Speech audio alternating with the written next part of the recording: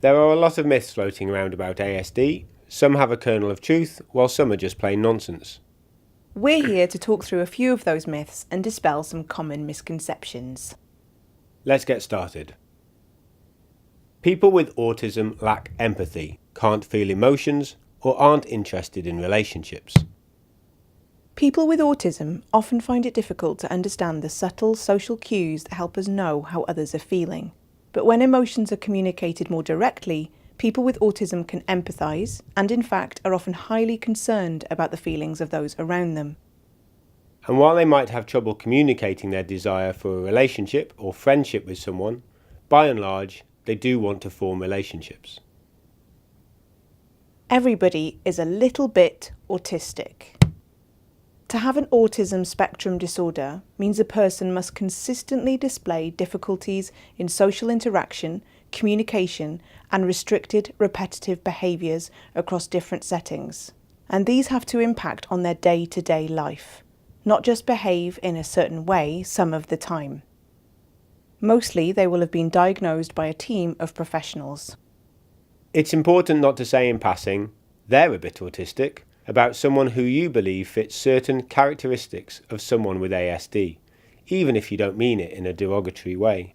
What this does is diminish the reality of the condition and the specific struggles someone with an autism spectrum disorder faces on a daily basis. Everyone with autism is a genius in a certain area. The film Rain Man has a lot to answer for here. Although some people on the autism spectrum can have an extreme talent or genius level gift, not many do. Although it might seem like a positive myth, this assumption can be discouraging for parents with less able children, so it's important to understand that people on the spectrum display a wide range of cognitive abilities, just like those who don't have ASD. You can't have autism along with another condition such as learning disability or ADHD. Quite the opposite. Recent studies and clinical experience suggest that people with a learning disability are more likely to have ASD and ADHD. Scientists have found genetic differences in both autism and learning disability, making it likely that the two conditions are related.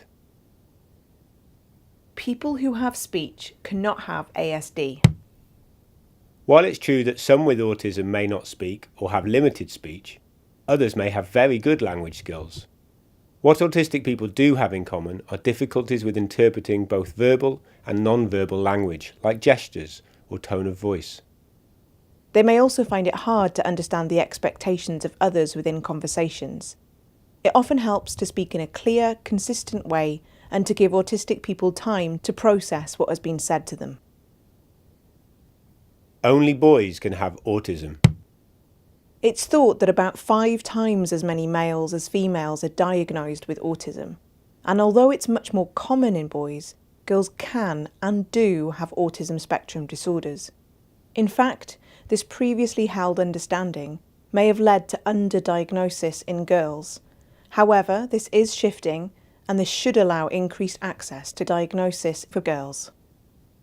Vaccines cause autism. Autism rates have risen remarkably in the last 20 or so years. One hypothesis to explain this linked the rise to the MMR vaccine. This link was made in a 1998 study which gained a massive amount of press publicity but has since been widely discredited. Many more studies investigating a potential link have been done since to investigate this claim, and the scientific consensus is that there just is not a link. If the MMR vaccine isn't the reason rates of autism have risen so dramatically, then what is? We're not 100% sure, but it's likely that a large proportion of the increase is due to greater awareness, and that we're just better at diagnosing the condition now than in the past. Children grow out of autism. While there have been some bold headlines claiming as such, the reality is that autism is a neurodevelopmental disorder with an early onset that affects the brain, and for many individuals is a lifelong condition. What can happen is that as people get older, symptoms may become less obvious as their coping strategies have developed. But to think that their autism is cured would be wrong. People with autism spectrum disorders will still need appropriate support and understanding. And on that subject, if it's a disorder, then it can be cured. There is no known cure for autism, and we should be very wary of people claiming that there is. Unfortunately, where there are parents who need support, there are people looking to take advantage and make money from them by offering what is actually impossible. But that's no reason to be pessimistic. While there is no cure as such, there are a wide range of interventions that can mitigate the effects of the condition and support those with ASD navigate the world and lead a productive and happy life. All autistic people have the same characteristics. If you've been paying attention, you probably know the answer to this one already. While those with autism do obviously share some core characteristics, these characteristics can present themselves in a wide variety of combinations. Two people with the same diagnosis can have a very different profile of needs and skills. What works for one person with autism won't necessarily work for another. Every person is different, and so every person with autism is also different. It's about recognising the difficulties those with autism have, but also celebrating their individual strengths. There's a quote that sums it up quite nicely.